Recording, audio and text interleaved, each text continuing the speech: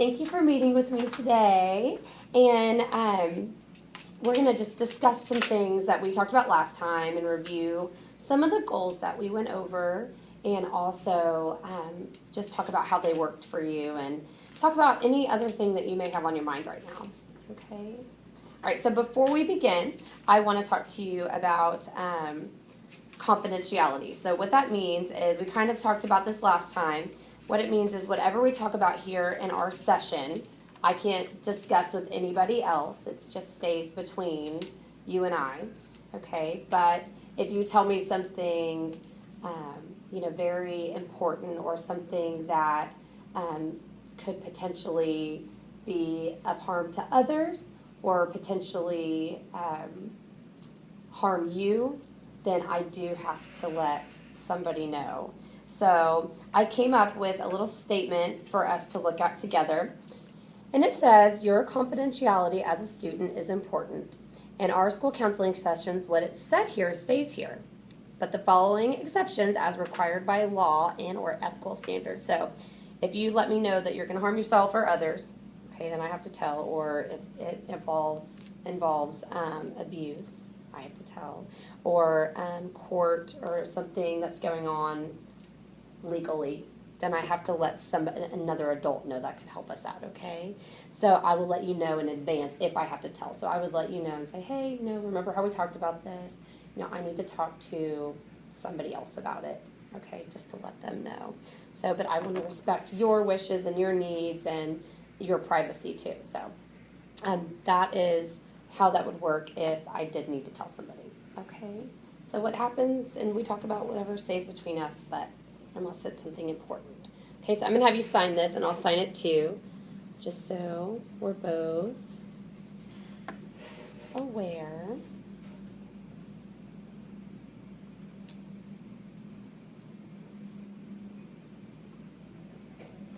Thank you.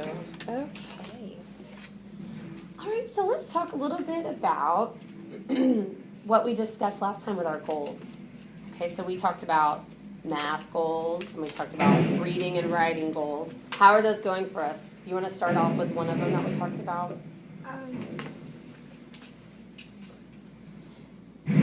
Writing. I actually really, since we've been doing our personal narratives, I've actually gotten to like them better than as I did before. You like them better than you did before. And we can revisit that too towards the end of our session. I'm going to write that down. Okay, so let's talk about some things that are going on with you. Is there anything that you want to discuss in particular? Well, at the bike rodeo today, when I was... that kind of makes me think about, I know you said you do a lot of things with your friends on the weekends, right? And you're hanging out with a friend tonight and going to see a movie, you said. Let's talk more about your friends and how our friendships are going at school. Sometimes we go to places together and we play together a lot after school. And Greer and Casey, they're in my class, and they, so I wanted to just be at home. But I do go to people's houses most of the time. You do? Yeah. How do you feel about spending the night with your friends? Sometimes I want to stay and have a sleepover. Sometimes I don't really feel comfortable at their house, and my mom comes and picks me up, or they take me home. So you don't feel comfortable at other friends at some people's houses? I have some friends that, their houses I'm more comfortable in because I've stayed at their house more. But my other friend, her house is new, and I wasn't really comfortable, so my mom picked me up at her house. So you weren't comfortable staying over there because her house is new? Yeah. And I wasn't used to it that much, So it sounds like you want to be used to staying in someone's house. You want to have been there before and have you know the house and have your mom know the house maybe, and you're more comfortable doing that? Yeah. Yeah. So what do you think causes that? What do you think causes you to feel, I know you said the new house, but is there anything else that causes you outside of that to feel? Maybe if me and my friends got in a fight, I wouldn't really want to hang out with them because we would be either mad at each other or upset with each other. Right. So I would either just watch TV or just hang out, or I would go home. Yeah. Does that happen? How often would you say that happens, where you go over to a friend's house and spend the night and then you just want to go home?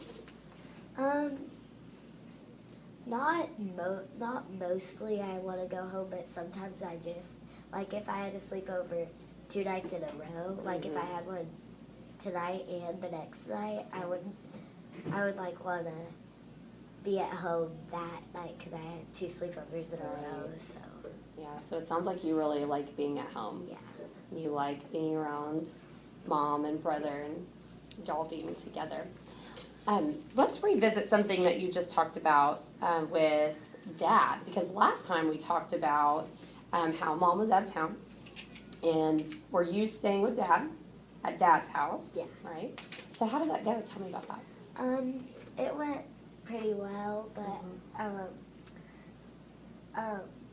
he told me that when I was doing my math homework and I needed help, sometimes I would ask him and he would not get the problem, or when I didn't get the problem, and like if he didn't know what that meant, like we were doing this new strategy, and he didn't really get it because he hadn't learned that when he was a kid. Right. So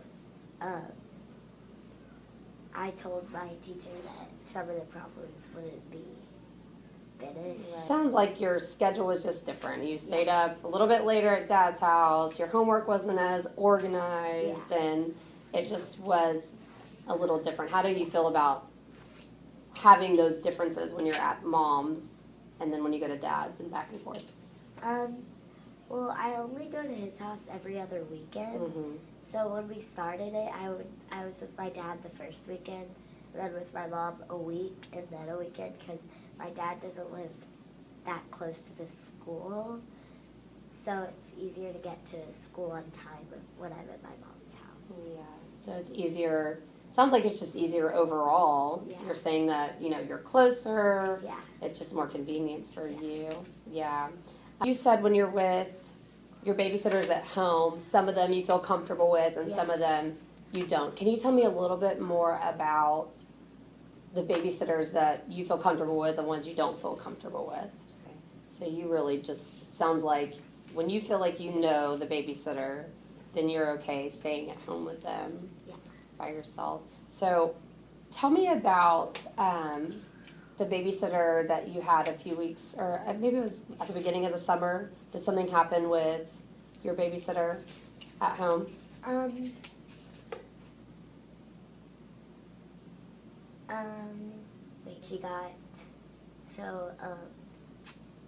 That's just something that happened with a babysitter that I wasn't comfortable with.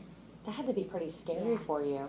And so my dad, so that's that story. That's that story. So I can imagine that made you pretty scared. How did that make you feel about staying with babysitters after that? My mom felt a little uncomfortable leaving the house without us. So she just got Megan to do it because she knows Megan really well and she knows Megan would do that. Right. So it sounds like, having babysitters that you know and trust is something that's really important to you. Yeah, and I thought that they were actually my friends, but they stole stuff from me also, not just my mom. So that's a really good point that you just made. So friends don't steal from Sometimes, you. Go ahead. And if they were actually your true friends, they wouldn't steal from you. Yeah. You made a really good point. If they were true friends, they wouldn't steal because true friends don't treat others like that. Well, that had to be very scary for you, and I can see now why you want to be comfortable with the babysitter and who you stay with and why your mom is picky. So how do you feel now after that's all over and that's happened? Um, So you feel safe being at Powerhouse and at dance now and feel like that was a good thing for them to be asked not to come back on the days that y'all are there. Well, you're very brave for being there when all that happened and telling about it, and I know that had to be very hard for you, right? Well, now with babysitters that you have, you talked about friends and you talked about how you'd known them for a long time, and you said that friends do not steal from you, and you were absolutely right. How does that carry over to your friendships and how you look at your friendships at school and outside of school?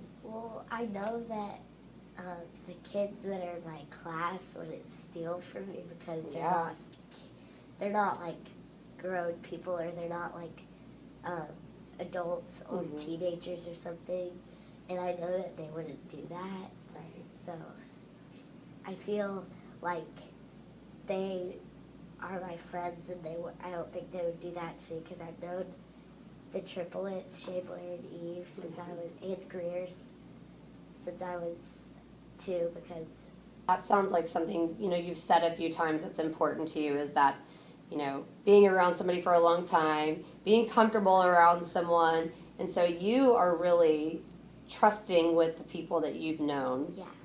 for a long time and have had those close friendships with. So what about making new friends? Have you experienced that this year? Yes. I made a new friend, and his name is Campbell. He's in my class.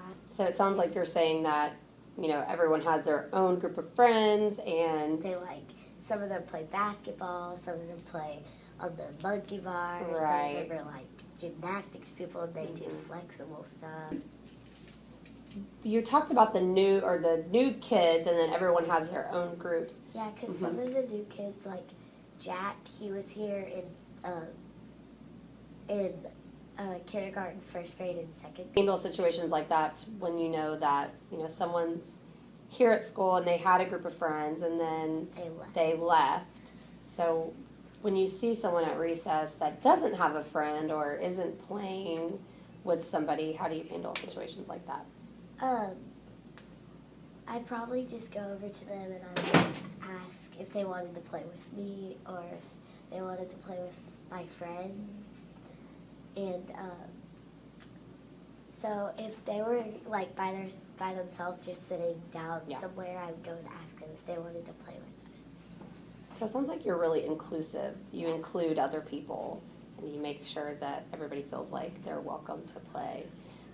Some of my other friends are not the girl that was kind of bossing us around. So you when all that happened, you walked away. Yeah. And then I'm not going to get into this drama.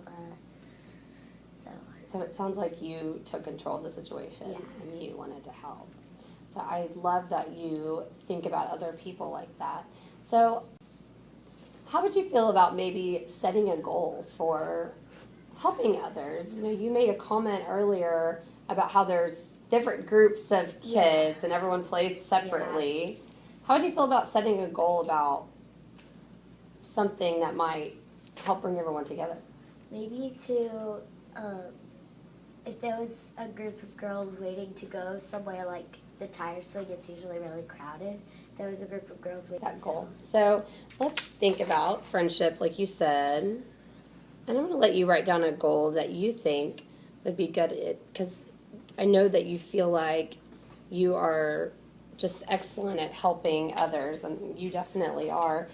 So you said a goal that we can do is to bring everybody together and ask other students to come play with you if they're waiting to play on another piece of equipment.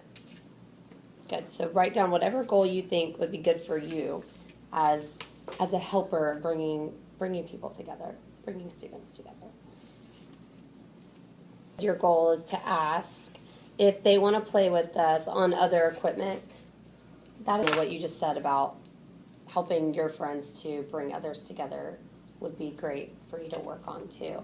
Okay, so today in our session we talked about friendship.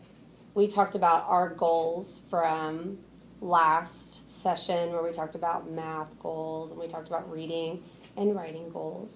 And you said that you still want to stick with some of those goals and see how we develop from there and revisit them. Okay, good. And we talked about, your babysitter situations and feeling comfortable and, going back and forth between mom and dad's house.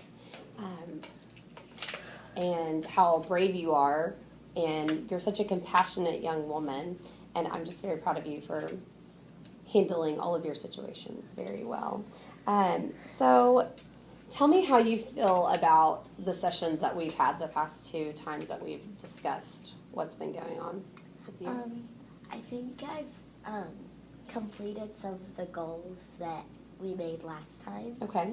And I think that if we ever talked again, that we could see if I got those goals back to where, like, if I completed those goals or I did those goals and I, like, completed them in ways that that I could complete them in. So do you want to meet again in maybe a few weeks and discuss our goals some more? Your choice. I don't really. That'd be great. I would love to meet with you again and, talk about the goals that we made today and the goals that we had last time and see where we're at, and maybe we can make some new goals depending on if we've met our goals. And you just said that you feel like you've met some of your goals for writing and math and reading, so we can create some new goals for sure. So what did I do that worked for you in the session? We talked about how I liked how we talked about friendships with all my friends in my class and me completing the goal that we made last time for writing. So Good.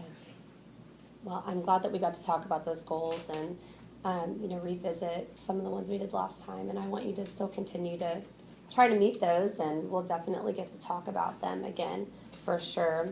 So we're almost done with our time here today. Is there anything else that you would like to discuss before we close our session? not really. Okay, good. Well, next time we meet, we can review goals. We can see where we're at. We can set everything and see if you need to set new ones and what we accomplished.